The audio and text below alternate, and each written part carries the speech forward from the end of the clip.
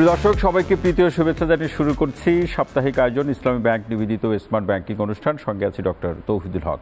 দর্শক, ব্যাংকগুলো কিভাবে পরিচালিত হবে এবং সেই পরিচালনার মধ্য দিয়ে গ্রাহক বা জনগণের মধ্যে আস্থা কিংবা তার বিশ্বাসের জায়গাটি কিভাবে অটুট রাখা সম্ভব। ব্যাংকিং সেক্টরে প্রতিনিয়ত তাদের যে ব্যাংকিং যে প্রোডাক্টগুলো আছে সেগুলো যখন গণমাধ্যমে খবরের শিরোনাম হয়, সেই শিরোনামের সাথে আমরা এই বিষয়গুলো দেখি, অর্থাৎ ইতিবাচক যে প্রবণতা বা শিরোনামের পাশাপাশি যে বিভিন্ন ধরনের ডিসপিউটের প্রসঙ্গগুলো আসে, সেই সূত্র ধরে সাইবার সিকিউরিটি, এক্ষেত্রে সুশাসন নিশ্চিত করা, জবাবদিহিতা নিশ্চিত করা, ব্যাংকে যারা কর্মরত থাকেন তাদের আরও দায়িত্বশীল প্রসঙ্গ, এই পরিস্থিতিকে পরিচালনার প্রশ্নে একটি আলোচনা এখনও বলা যেতে পারে সাধারণ মানুষের মধ্যে এভাবে আছে যে এই প্রসঙ্গগুলোতে পরিচালনার জন্য যে দক্ষ মানব সম্পদ প্রয়োজন সেটি আমার দেশে কতটুকু আছে, নাকি এখনও অন্য দেশের দক্ষ মানব সম্পদের উপরে বিশেষ করে আইটি সংশ্লিষ্ট বিষয় নির্ভর করতে হয়। এই প্রশ্নগুলোর উত্তর খোঁজার চেষ্টা করব আজকের অনুষ্ঠানে। তারই প্রেক্ষাপটে আলোচনার শিরোনাম ব্যাংকিংয়ে সাইবার নিরাপত্তা, চ্যালেঞ্জ ও সমাধান। এ বিষয়ে আলোচনা করার জন্য একজন সম্মানিত আলোচক আমাদের সঙ্গে স্টুডিওতে উপস্থিত আছেন। আসুন তার সাথে আপনাদের পরিচয় করে দিই। আলোচনা শুরু করার আগে আমাদের সঙ্গে আছেন প্রিমিয়ার ব্যাংকের খন্দকার গোলাম সরোয়ার। তিনি ব্যাংকের সিনিয়র অ্যাসিস্ট্যান্ট ভাইস প্রেসিডেন্ট এবং সিকিউরিটি এবং গভর্নেন্স ডিভিশনের তিনি বিভাগীয় প্রধান। আপনাকে অনুষ্ঠানে স্বাগত জানাচ্ছি। শুরুতে আমরা এই প্রশ্নটি দিয়ে আলোচনাটি শুরু করতে চাই। সাইবার নিরাপত্তার ক্ষেত্রে নানা ধরনের আলোচনা আছে, বিভিন্ন পেশার মানুষও নানাভাবে সেটাকে বোঝার চেষ্টা করে যার যার আঙ্গিনা থেকে বা অঙ্গন থেকে। ব্যাংকিং সেক্টরে সাইবার নিরাপত্তার প্রসঙ্গ যখন আলোচনায় আসে, সেটি গ্রাহক আলাদা করে জানতে চায়, কারণ সেখানে ব্যাংকের সাথে তার সম্পৃক্ততা আছে। একজন গ্রাহক কিভাবে বুঝবেন এই বিষয়টি, সাইবার নিরাপত্তার প্রসঙ্গটি? যখন আমরা নর্মালি ম্যানুয়াল ব্যাংকিং করতাম তখন হচ্ছে যে আমরা কি করতাম, হয়তো কোনো একটা ব্রাঞ্চে যেয়ে আমরা একটা অ্যাকাউন্ট ওপেন করতাম, দেন হচ্ছে আমি যদি আরেকটা ব্রাঞ্চে যেয়ে সেই অ্যাকাউন্টের টাকাটা উইথড্র করতে যেতাম তখন আমরা সমস্যার সম্মুখীন হতাম। কারণ হচ্ছে যে আমাদের কিন্তু আসলে তখন হচ্ছে ডিপেন্ডেন্সি থাকতে হতো সেই ব্রাঞ্চটার উপরেই।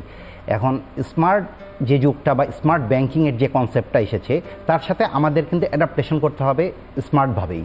সো আমরা যদি সেই টেকনোলজিকে মাথায় রেখি, আমরা হচ্ছে যে সেই আমাদের যে সিকিউর বা স্মার্ট যে টেকনোলজি সেটা যখন আমরা অ্যাডাপ্ট করব তখন হচ্ছে যে আমরা সেই ব্যাংকিংটাকে হচ্ছে যে স্মার্টভাবেই হচ্ছে পরিচালিত করব, মানে তখনই সেটা স্মার্ট ব্যাংকিংয়ে এনশিওর হবে। কারণ হচ্ছে যে আমি একটা জায়গা থেকে টাকা যখন বের করব, আমি আরেকটা জায়গায় টাকা যখন দিব, আমি এখন ব্রাঞ্চে যাব, এরকম করে মানুষজন এখন এই ধরনের ট্রানজ্যাকশনগুলোর সাথে হ্যাবিচুয়াল হতে চায়। এই প্রবণতায় কতটা বিশ্বাস বা আস্থা তৈরি হয়েছে? এখনও আমাদের আস্থা তৈরির অনেক জায়গা রয়েছে। কারণ হচ্ছে যে আমরা যে মোবাইলে যে ব্যাংকিংগুলোর করার কথা বলছি, হয়তো আমি যদি আমার উত্তরসূরি, আমার বাবা মা হয়তো বা দাদা দাদি, তারা এই প্যাটার্নে ব্যাংকিং এখনো করে অভ্যস্ত, মানে তারা সেই ব্রাঞ্চ ব্যাংকিংই পছন্দ করে। তারা ব্রাঞ্চ ব্যাংকিংই পছন্দ, তারা ব্রাঞ্চে যাবে, যে তারা চেক দিবে, দেন টাকা উইথড্র করবে।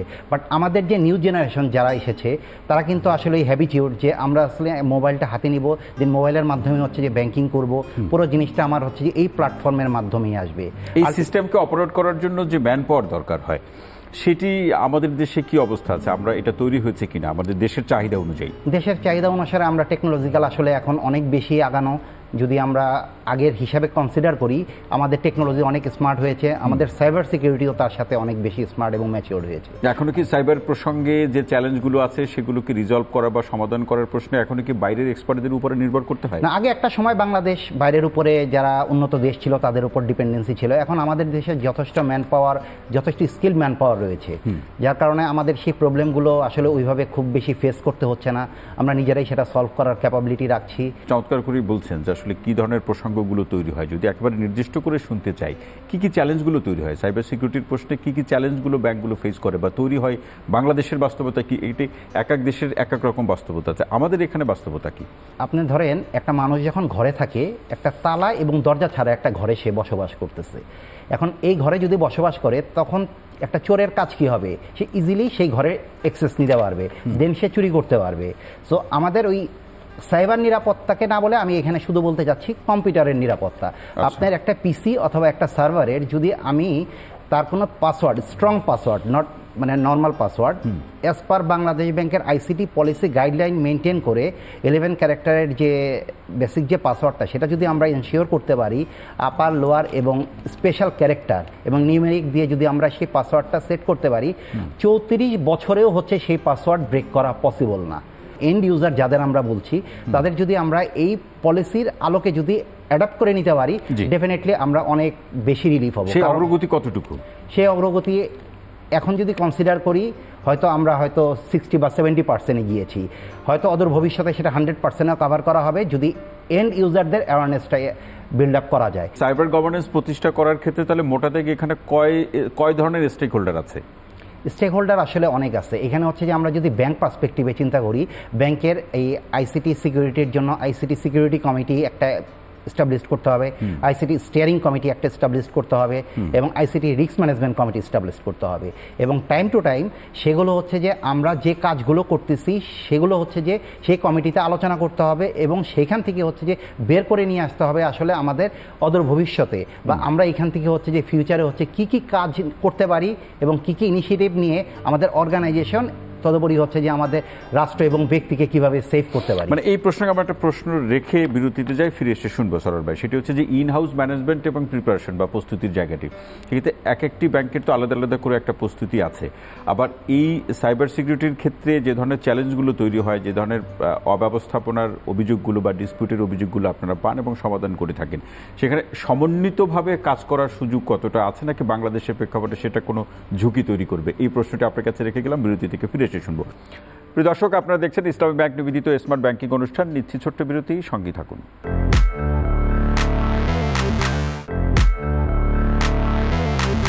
প্রিয় দর্শক, বিরতির পর আরও একবার স্বাগত জানাচ্ছি ইসলামী ব্যাংক নিবেদিত স্মার্ট ব্যাংকিং অনুষ্ঠানে। সঙ্গে আছে ডক্টর তৌহিদুল হক। যে বিষয়টি নিয়ে আজকে আমরা আলোচনা করছি, ব্যাংকিংয়ে সাইবার নিরাপত্তা, চ্যালেঞ্জের সমাধান। সম্মানিত আলোচক হিসেবে আছেন খন্দকার গুলাম সরোয়ার। যে প্রশ্নটি, যে প্রতিটি ব্যাংকের তো একটা ব্যবস্থা আছেই, এবং যেটি বলা হচ্ছে যে এটা সমন্বিতভাবেও সেই পর্যবেক্ষণ এবং সেই ব্যবস্থা থাকা প্রয়োজন, কিন্তু বাংলাদেশে যে বাস্তবতার মধ্যে দিয়ে ব্যাংকগুলো পরিচালিত হচ্ছে, সমন্বিতভাবে করতে গেলে কোনো ঝুঁকি আছে কিনা? এখন আমি যদি মনে করি যে আমার টেকনোলজিক্যালটাকে হচ্ছে সিকিউর করতে হবে, আমাকে ডেফিনেটলি হচ্ছে যে বিভিন্ন স্টেক হোল্ডারের ডিপেন্ডেন্সি নিতে হবে। লাইক আমি ইনফরমেশন টেকনোলজির কথা বলি, যেটা আইটি ডিভিশন, তার সাথে যদি আমার গুড কোলাবোরেশন না বিল্ড আপ করতে পারি, সেক্ষেত্রে আমার কাজ করা যাবে না। কারণ আমার যে ডেটা সেন্টারটা থাকে, ডেটা সেন্টারের কাস্টোডিয়ান হচ্ছে যে আমার হচ্ছে যে IT division. Then disaster recovery side, যেটা হচ্ছে যে অ্যাজ পার সেন্ট্রাল ব্যাংকের গাইডলাইন অনুসারে একটা ডিস্টেন্স মেনটেন করে হচ্ছে যে করতে হবে, সেখানকারও সিকিউরিটি এনশিওরের ব্যাপার চলে আসবে আলটিমেটলি। কারণ আমার যদি ডেটা সেন্টারের কোনো একটা সিস্টেম ডাউন হয়, সেক্ষেত্রে আমার ডিআর থেকে সেটা আপ করতে হবে। সো আমি যদি ওই ডিভিশনগুলোর সাথে যদি কোলাবোরেটলি কাজ করতে না পারি, সেক্ষেত্রে আমি সিকিউরিটি এনশিওর করতে পারবো না। এই জায়গাতে সরোয়ার ভাই একটা প্রশ্ন, যে নিশ্চয়ই গ্রাহকরা এগুলো জানতে চান যে আপনারা এই আইটি বেসড যে সিকিউরিটি বা আইটি সিকিউরিটি বা গভর্নেন্স এনশিওর করার ক্ষেত্রে যে ধরনের অ্যাপসগুলো বা যে ধরনের কৌশলগুলো আপনারা ব্যবহার করেন, সেটা বৈশ্বিকভাবে যদি নিরাপত্তার জায়গা থেকে যদি চিন্তা করি, ব্যাংকিং প্রক্রিয়া সেটি বাংলাদেশে যেগুলো ব্যবহার করেন সেটা কতটা নিরাপদ, অর্থাৎ গ্রাহক আস্থা রাখতে পারে কিনা? এই অ্যাপসটা আসলে আমি কোথায় থেকে আমি ইনস্টল করতেছি আমার পিসিতে, এটা হচ্ছে যে সবচেয়ে বড় ব্যাপার। আমার মোবাইল ডিভাইস, যে স্মার্ট ডিভাইসটা আছে, সেখানে আমি কিভাবে আমি এটা ইনস্টল করলাম। এখন আমি অ্যাপস যে প্লে স্টোর, সেখানে আমি না যে হয়তো আমি ফেসবুকে একটা লিঙ্ক পেয়ে গেলাম, আমার সোশ্যাল মিডিয়ার একটা লিঙ্ক পেয়ে গেলাম, সেটা তো হয়তো একটা ফেক, একটা ফিশিং একটা লিঙ্কও হতে পারে, যেটাতে আমি যদি ক্লিক করি, আমি যদি হয়তো মনে করি যে আমি এই লিঙ্কে ক্লিক করে আমার অ্যাপসটা ইনস্টল করে ফেলবো, আলটিমেটলি কিন্তু আমি কিন্তু সেই ফিশিংয়ের মধ্যে পা দিয়ে দিলাম। ফিশিং মানে হচ্ছে একটা টোপ, আপনার প্রত্যেকটা অ্যাক্টিভিটি সে হচ্ছে যে পর্যালোচনা করতেছে। ইভেন দো আপনার হচ্ছে ভয়েস বলেন, আপনি কী কথোপকথন করছে, সেই সমস্ত জিনিসগুলোই হচ্ছে যে এখানে চলে আসতেছে। যখন সেই রেকর্ডটা সে এটা নিয়ে মিস ইন্টারপ্রেট করতে পারে এবং আপনাকে একটা রিস্কে ফেলে দিতে পারে। সো আমাদের মাথায় রাখতে হবে, আমি যখন যে ডিভাইসটা আমার পিসিতে ইনস্টল করতেছি অথবা আমার স্মার্ট ডিভাইসে যেটা ইনস্টল করতেছি, সেটা সিকিউরড ওয়েতে কোনো একটা সিকিউরড সাইট থেকে আমি ইনস্টল করলাম কিনা। বাট এক্ষেত্রে গ্রাহক কোন বিষয়গুলোকে এড়িয়ে যাবে এবং কোন বিষয়গুলোকে দেখবে, এবং অর্থাৎ গ্রাহক কিভাবে সচেতন থাকবে? আমি যে অ্যাপসটা আমি করতেছি সেটা বায়োমেট্রিক অথবা আইডি দিয়ে হচ্ছে যে কনফিগারেবল কিনা। কারণ আমি যখন দেখব যে একটা অর্গানাইজেশনের একটা ইন্টারনেট ব্যাংকিং একটা দুর্বল চিত্রে হয়তো সেটা ধাবমান হচ্ছে, তখন আমি কি আসলে রিস্কটাকে ক্যারি করেই সেখানে ব্যাংকিং করতেছি। সো আমাদের সিকিউরিটির যারা আছে এবং টেকনোলজি যারা আছে, তাদের মাথায় রাখতে হবে যে আমি যে সফটওয়্যার এবং যে অ্যাপসটাই ইনস্টল করি না কেন, সেটা যাতে সিকিউরড ওয়েতে থাকে। আপনারা আলাদা করে কি করছেন যে কারণে প্রিমিয়ার ব্যাংকের সাথে গ্রাহকের সম্পৃক্ততা বাড়বে বা গ্রাহক আস্থার জায়গাটা খুঁজে পাবে? আমরা শুধু আমাদের এন্ড ইউজারদেরই শুধু ব্যবহার করি না, আমরা হচ্ছে যে আমাদের যত কাস্টমার আছে তাদেরকে আমরা বিভিন্ন সময় হচ্ছে যে মেসেজ থ্রু করি যে আমাদের আসলে পাসওয়ার্ড কখনো কারোর সাথে শেয়ার করা যাবে না, আপনার পিন এবং সিভিভি নাম্বার কারোর সাথে শেয়ার করবেন না, আপনার পার্সোনাল ইনফরমেশনগুলো কখনো কারোর সাথে শেয়ার করবেন না। কারণ আপনি যখন এই ইনফরমেশনগুলো কারোর কারোর সাথে শেয়ার করেন তখন যে এগুলো আর তখন প্রাইভেট থাকে না, তখন সেটা পাবলিক হয়ে যায়। আর পাবলিক লেভেলে যখন এই ইনফরমেশনগুলো চলে যায় তখন সেটা কম্প্রোমাইজের জায়গায় চলে আসে। মানে সরোয়ার ভাই যেটি বলছিলেন যে সেই প্রসঙ্গে তো গ্রাহকের সচেতনতার প্রয়োজন আছে, তাকে আরও বেশি দায়িত্বশীল হতে হবে। কিন্তু আমাদের এখানে এই যারা বিভিন্ন ট্রাপ বা ফাঁদ পেতে আছে বা পাতার চেষ্টা করছে, তারা তো নানাভাবে গ্রাহককে প্রলুব্ধ করছে যে তার কোনো ওটিপি নাম্বার অথবা পাসওয়ার্ড নাম্বারটি জানার। তো এই ফোনগুলো যখন আসে তখন গ্রাহক কি ওই ব্যাংকে ব্রাঞ্চ অথবা হেড অফিসে ফোন করে এই প্রসঙ্গগুলোতে সচেতন হওয়া বা তিনি এটা শেয়ার করবেন কিনা, এই সুযোগগুলো কতটুকু আছে? এখন আসলে টেকনোলজিক্যাল এত বেশি এগিয়ে গিয়েছে, আসলে এই ফাঁদগুলো পেগাসাস নামে একটা জিনিস আছে যেটা স্পাই ওয়্যার হিসাবে কাজ করে। আমি যে কাজগুলো করতেছি সে স্পাই হিসাবে আমার কাজগুলোকে সে কপি করে রাখতেছে তার মেমোরিতে। যখন সে মেমোরিতে যখন কপি করে রাখতেছে তখন যেটা হচ্ছে যে সে আমার সমস্ত কাজগুলোই হচ্ছে যে সে জানতে পারতেছে। এখন যখন একজন অ্যাটাকার এই কাজগুলো করতে চাবে, আমি আরেকটা নাম বলি, ফ্লিপার জিরো, যেটা হচ্ছে যে আপনি যে কাজটা করতে চাচ্ছেন, আমার কার্ড ক্লোন করা থেকে কার্ডের যে অ্যাটাকগুলো হচ্ছে, কার্ডের স্কিমের যে অ্যাটাকগুলো হচ্ছে, সেই অ্যাটাকগুলো কীভাবে হচ্ছে?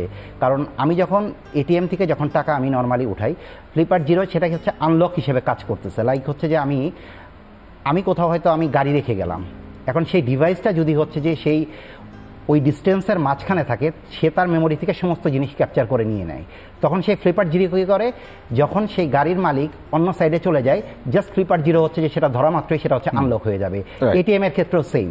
এই ট্র্যাপগুলোতে যখন আমরা পা দিয়ে দিচ্ছি তখনই আলটিমেটলি আমরা হচ্ছে যে সেই অ্যাটাকের সম্মুখীন হচ্ছি। কোনো অবস্থায় একজন গ্রাহক প্রক্রিয়াগত কোনো ভুল করবেন না, না, প্রক্রিয়াগত ভুল করলেই তিনি ভিকটিম হওয়ার একটা সম্ভাবনা। আর সাইবার সিকিউরিটি আসলে সবচেয়ে বড় ব্যাপার হচ্ছে যেটা একা যদি আমি বলি যে আমি সাইবার সিকিউরিটি হেড হিসেবে আমি এটা এনশিওর করব, এটা আসলে সম্ভব না।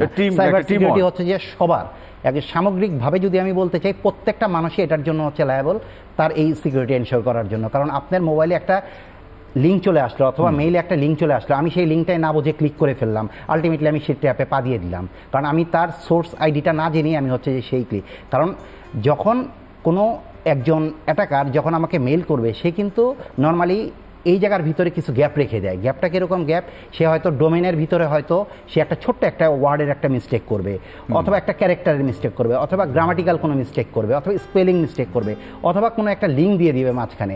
আমি যদি আমার পাসওয়ার্ড রিসেট করতে চাই, আমার একটা জিনিস মাথায় রাখতে হবে যে আমি আমার পাসওয়ার্ডটা রিসেট করার জন্য আমার ইমেল অ্যাড্রেসটা প্রয়োজন। এখানে কোনো আসলে কোনো ইএক্সি বা কোনো লিঙ্কের কোনো প্রয়োজন নাই। যখন এটা না বুঝে আমরা কাস্টমাররা যখন ক্লিক করে ফেলি, আলটিমেটলি সেই ফাঁদে আমরা পা দিয়ে। মানে এই জায়গাতে সরোয়ার ভাই এটা চমৎকার বিষয়। তো এই বিষয়টি আমরা আরো বিস্তারিত শুনতে চাই তার প্রেক্ষাপটে যে এই সাইবার সিকিউরিটির প্রসঙ্গে যে প্রবলেম আইডেন্টিফিকেশন, তো এই পর্যন্ত বাংলাদেশে কোন প্রবলেম বা ডিসপিউটগুলো বেশি ধরা পড়ছে এবং কেউ সাইবার আক্রমণের শিকার হলে কি ব্যবস্থা, উত্তরণের ব্যবস্থা বা সমাধানের ব্যবস্থা কি? দুটি প্রশ্ন মোটা থেকে আপনার কাছে রেখে গেলাম, বিরতি থেকে ফিরে এসে শুনবো। প্রিয় দর্শক, আপনারা দেখছেন ইসলামী ব্যাংক নিবেদিত স্মার্ট ব্যাংকিং অনুষ্ঠান। আরও একটি বিরতি শেষে ফিরছি, সঙ্গে থাকুন।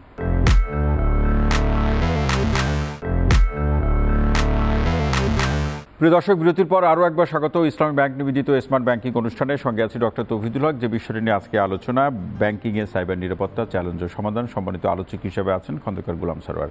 সরোয়ার ভাই, যে দুটি প্রশ্ন, একটি হচ্ছে যে কোন কোন চ্যালেঞ্জগুলো ইতিমধ্যে বাংলাদেশে আপনারা আইডেন্টিফাই করেছেন প্রবলেম হিসেবে, পাশাপাশি এর থেকে উত্তরণের উপায়গুলো নিয়ে আপনারা কি ভাবছেন বা কি উপায়গুলো আছে? তিনজন মানুষ যে কাজ করবে, আমি হয়তো একজন দিয়ে সেই কাজটা আমি করে ফেলতে পারতেছি। সো যখন আমি এই কাজগুলো করতে পারতেছি তখন আমাকে কি হচ্ছে, ওই এআইয়ের উপরে হচ্ছে ডিপেন্ডেন্ট হচ্ছে। এখন একটা মেমো রেডি করা, একটা প্রপোজাল রেডি করার জন্য হয়তো আমার একদিন বা 2 দিনের কোনো দরকার হয় না। আমি এআইকে বলে দিলে সে অটোমেটিক্যালি আমাকে তৈরি করে দিচ্ছে। এখন আমরা যখন এই এআইয়ের উপর ডিপেন্ডেন্ট হচ্ছি, আমরা কিন্তু এই ডেটাগুলো হচ্ছে যে তার কাছে শেয়ার করতে হচ্ছে এআই দ্বারা, যাতে আমি কখনো ভিকটিম না হই বা আমার অর্গানাইজেশন যাতে ভিকটিম না হয়। এখানে একটা ছোট প্রশ্ন, একজন ব্যক্তি কিভাবে বুঝবেন যে তিনি ইতিমধ্যে সাইবার আক্রমণের শিকার হয়েছেন?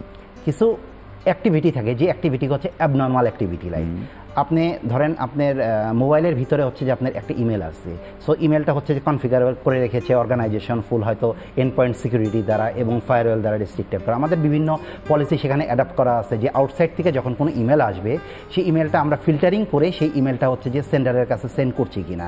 সো আউটসাইডের কোনো ইমেল, আমার অর্গানাইজেশন আমরা এভাবেই হচ্ছে ডিজাইন করে রেখেছি, আউটসাইডের কোনো ইমেল আসলে সেটা হচ্ছে রেড মার্ক দ্বারা হচ্ছে নোটিফাই করবে। যে এটা হচ্ছে বেসিক ফার্স্ট হচ্ছে অ্যাওয়ারনেস, যে আমি আউটসাইডের ওই ইমেলটা ক্লিক করবো কিনা।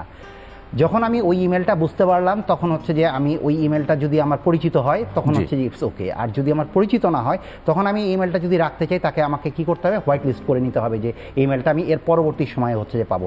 আর যদি আমার মনে হয় যে না এই ইমেলটা হচ্ছে অ্যাবনর্মাল কোনো ইমেল, তখন আমি তাকে ব্ল্যাক লিস্টেড করে দিব। কারণ এর মাধ্যমেই ব্যাংকিং জগতে এখন সবচেয়ে বড় যে থ্রেট বা হচ্ছে যে আমাদের প্রত্যেকটা অর্গানাইজেশনের জন্য যে চ্যালেঞ্জটা আমরা সম্মুখীন হচ্ছি সেটা হচ্ছে র্যানসমওয়্যার।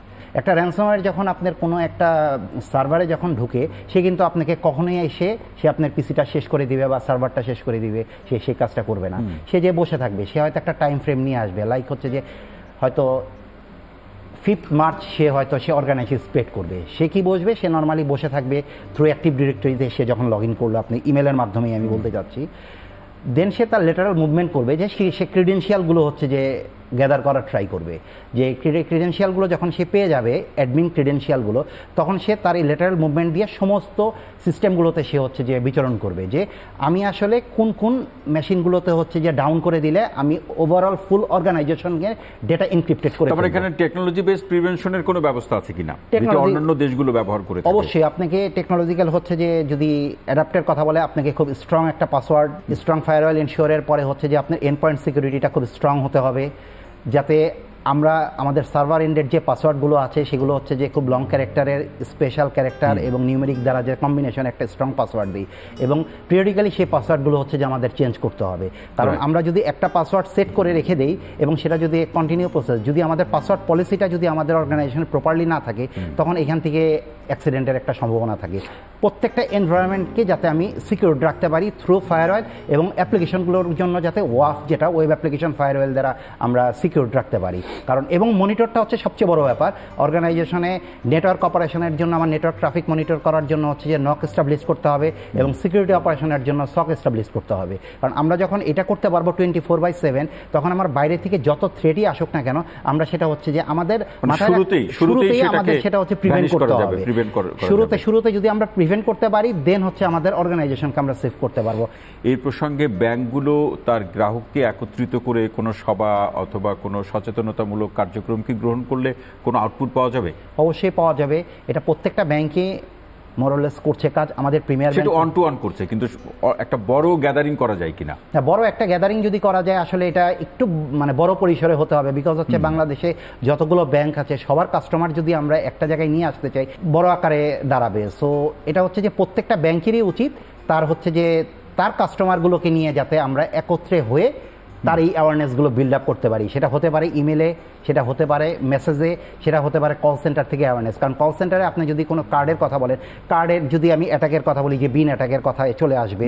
সো এই জিনিসগুলো কাস্টমারদের হচ্ছে অ্যাওয়ারনেস বিল্ড আপ করতে হবে যে আপনি কখনো আপনার পাসওয়ার্ড শেয়ার করবেন না কারোর সাথে, আপনার কার্ডের সিভিভি কারোর সাথে শেয়ার করবেন না, আপনার কার্ডের ফুল নাম্বার কারোর সাথে শেয়ার করবেন না, আপনার পিন কারোর সাথে শেয়ার করবেন না, আপনার পাসওয়ার্ড কারোর সাথে শেয়ার করবেন না। আমরা যখন এই সোশ্যাল মিডিয়াতে এই ইনফরমেশনগুলো দিয়ে থাকি, তখন এখান থেকেই হচ্ছে যে আমার ডেটাগুলো হচ্ছে কম্প্রোমাইজের একটা জায়গায় চলে আসবে। সো আমরা এই কাজগুলো যদি আমরা না করি, তখনই আমাদের রাষ্ট্র এবং ব্যক্তি এবং অর্গানাইজেশন সবাই ভালো। আমরা একেবারে শেষের দিকে সরল ভাই, সেক্ষেত্রে গ্রাহকের পর্যায় থেকে যে পূর্ব সতর্কতার বিষয়গুলো বললেন, এছাড়া যারা একেবারে প্রান্তিক বৈশিষ্ট্যের, আমি প্রান্তিক অবস্থার কথা বলছি না, প্রান্তিক বৈশিষ্ট্যের যে সমস্ত গ্রাহক রয়েছে, তারা হয়তো তাদের মধ্যে একটা বড় অংশ এত প্রক্রিয়া হয়তো বুঝতেও পারবে না বা বোঝার হয়তো সেই অবস্থাটাও নেই।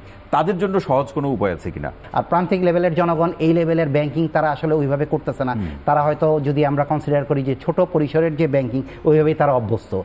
আর অর্গানাইজেশনে খুব বড় পরিসরে হচ্ছে যে অ্যাটাকগুলো আসে হচ্ছে যে বৃহৎ জায়গা থেকে এবং বড় জায়গা থেকে, তারপরও উভয় পর্যায়ের গ্রাহকরা যার যার জায়গা থেকে সচেতন থাকবেন, সচেতনটা হচ্ছে সবচেয়ে বড় ব্যাপার। এবং এজন্য প্রত্যেকটা জায়গা থেকে হচ্ছে নিজেদের অ্যাওয়ারনেসটাই হচ্ছে ইম্পর্টেন্ট। যদি আমরা অ্যাওয়ারনেসটা যদি বিল্ড আপ করতে পারি, রাষ্ট্রীয়ভাবেই করতে পারি, কারণ এখন অনেক কিছু আছে, যেমন বিজিটি সার্ডের কথা আমি বলবো, বাংলাদেশ ব্যাংকের এবং পুলিশের যে সাইবার ইউনিট সেটা আছে, মহিলাদের ক্ষেত্রে ওমেন সাইবার ইউনিট সেটাও আছে। সো আমরা আমাদের অ্যাওয়ারনেসের জায়গাগুলো অনেক জায়গা থেকে, এবং কোনো একটা ইনসিডেন্ট যখন আসবে, আমরা তাদের সাথে যখন এই ইনফরমেশনটা যখন শেয়ার করব, তারা ইমিডিয়েটলি সেটার হচ্ছে যে কোর্স অফ অ্যাকশনটা নিতে পারবে। অসংখ্য ধন্যবাদ খন্দকার গোলাম সরোয়ার ভাই, আজকের আলোচনা আমাদের সময় দেওয়ার জন্য আপনাকে অসংখ্য ধন্যবাদ। ধন্যবাদ আপনাকে অসংখ্য। প্রিয় দর্শক, আজকের মতো ইসলামী ব্যাংক নিবেদিত স্মার্ট ব্যাংকিং অনুষ্ঠানটি এখানেই শেষ করছি। সবাই ভালো থাকুন, সুস্থ থাকুন, নিরাপদে থাকুন। সঙ্গে থাকার জন্য অসংখ্য ধন্যবাদ।